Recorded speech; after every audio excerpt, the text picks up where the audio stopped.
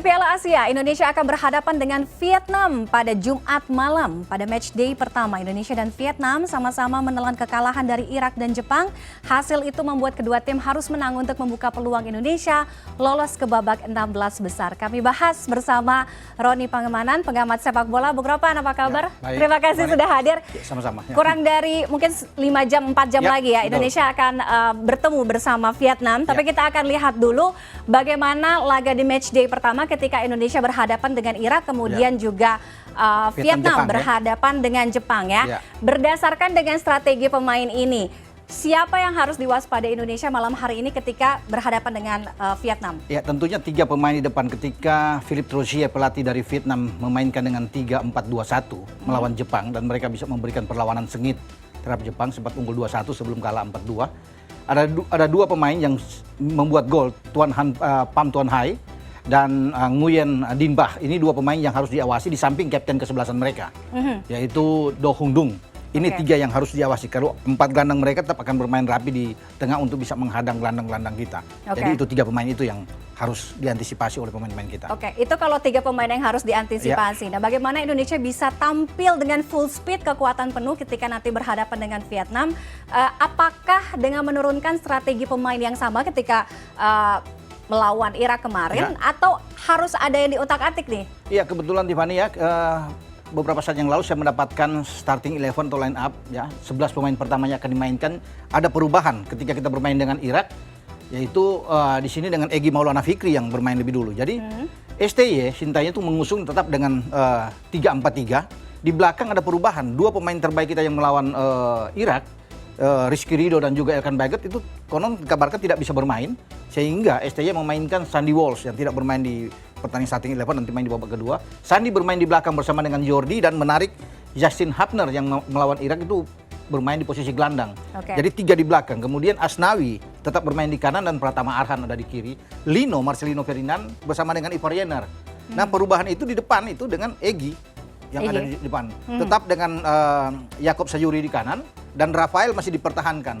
Banyak netizen juga yang mengatakan cobalah bermain dengan Ramadan Sananta, tapi STY punya keputusan pemilihan sendiri dengan tetap memainkan seorang Rafael Stoic, kecuali Egy. Ini kejutan dengan Egy dimainkan. Tidak ada yang menduga bahwa Egy langsung dimainkan. Langsung dimainkan ya. Oke, yang juga menarik adalah laga Jepang melawan Irak ya, sebelum nanti Indonesia melawan Vietnam. Sebentar lagi main tuh. Iya, sebentar, 19.30 kalau saya nggak salah ya. 18.30 ya. Iya, oke. Kalau secara kualitas atau materi pemain mungkin Jepang lebih diunggulkan, tapi Irak juga tidak bisa disepelekan karena permainannya agresif. Kita bisa bilang seperti itu. Nah, bagaimana melihat 2 tim ini nanti akan bertanding, Bung Ropan? Iya, kalau bicara Jepang dan Irak secara peringkat jauh. Ya, kalau Irak ada di 63, Jepang kan itu di bawah 20 besar dunia di FIFA. Nah, Jepang tentunya kita berharap kalau Indonesia bicara dengan pertandingan 2 ini, berharap Jepang bisa menang sehingga Jepang langsung lolos. Kita terakhir melawan Jepang pada tanggal 24. Nah, Vietnam ketemu Irak.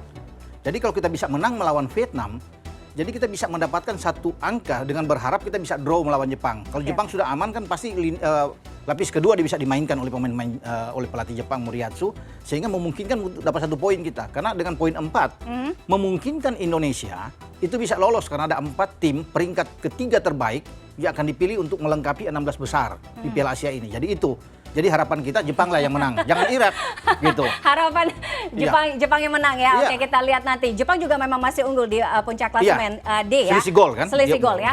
Oke, ini kita bergeser ke statistik. Bung Ropan, kita lihat ini adalah Indonesia melawan Irak, kemudian ini Jepang versus Vietnam. Kalau overall performance kita lihat bahwa ketika Jepang melawan Vietnam agak tidak terlalu jauh, hampir imbang lah ya. Hanya terpaut berapa nih? 16% kurang lebih. 58-42 ya. Iya kan, kecuali ketika Indonesia melawan Irak agak lumayan jauh, hampir setengahnya. Oke, nah secara overall performance Indonesia dengan Vietnam ini kan sebenarnya bukan pertemuan yang baru, karena banyak sekali bertemu di laga-laga ASEAN. Beberapa pemain Indonesia pun dan Vietnam di Piala Asia kali ini seperti ajang reunian ya. Kita ketemu di SEA Games 2023. Nah, bagaimana Anda melihat peluang Indonesia? Apa yang harus dicermati oleh timnas kita nih? Kalau bicara dengan statistik ini kan tentunya berbeda, Fani, ya. Karena kalau lawan Irak memang kita lebih banyak bertahan, bermain lebih dalam dan counter attack, sehingga memberikan kesempatan bagi Irak untuk menguasai ball position. Sehingga mereka dengan 65% dan memang kelihatan 35. Tapi menghadapi Vietnam, dua-dua ini akan jual beli serangan dalam arti sini. Dua-dua harus menang. Vietnam mentargetkan menang, kita harus menang melawan Vietnam. Karena di sini kunci untuk bisa berharap paling tidak lolos sebagai tim peringkat ketiga terbaik, kita harus menang. Tapi mereka juga mengusungkan target yang sama. Sehingga kalau bisa masuk lapangan dengan artinya 50-50. Pelatih Vietnam juga, Trusia sudah mengatakan bahwa ini 50-50 peluang.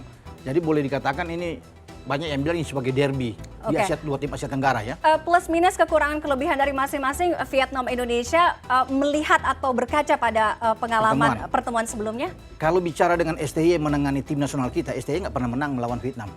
Dua pertandingan terakhir ketika kita bermain di tempat netral, sekarang katakan di tempat netral, bermain di Doha. Nah sebelumnya kita di tempat netral juga, kita bermain di Singapura tahun 2020 itu bermain imbang 0-0.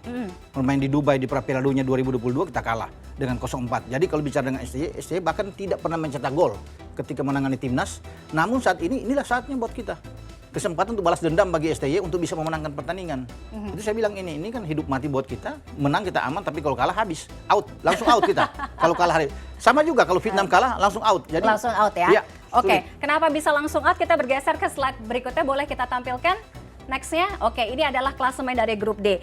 Hitung-hitungannya Bung Ropan, bisa dijelaskan apa yang bisa Indonesia lakukan untuk menambah perolehan poin supaya Indonesia bisa masuk ke 16 besar? Tidak ada pilihan lain, Tiffany ya. Menang, itu kuncinya. Imbang juga akan sulit, karena pertandingan terakhir kita lawan Jepang. Kendati Jepang bermain dengan pemain lapis kedua pun kita sulit secara kualitas, kita kalah dibandingkan dengan Jepang. Sehingga posisi menang itu tidak bisa ditawar lagi, harus menang. Demikian juga dengan Vietnam. Vietnam juga tidak punya tawar-menawar lagi, harus menang. Jadi ini laga mati bukan hanya untuk skuad Garuda, tapi Vietnam juga ya. Betul, menarik bahwa ini dua tim Asia Tenggara yang bertarung untuk hidup mati, sama-sama harus merebut 3 poin.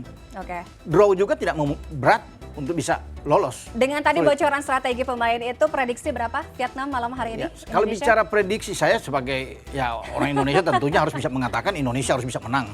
Kesempatan buat kita untuk bisa menang melawan Vietnam. Memang tidak mudah ya untuk bisa mengalahkan Vietnam, tidak gampang. Tapi inilah waktunya buat kita untuk bisa memenangkan pertandingan. Ini harapan juga masyarakat Indonesia karena ini adalah laga setelah kurang lebih 17 tahun ya. 17 tahun kita tidak bermain di Piala Asia ya. Tapi dengan puasa absen 17 tahun itu berpengaruh tidak?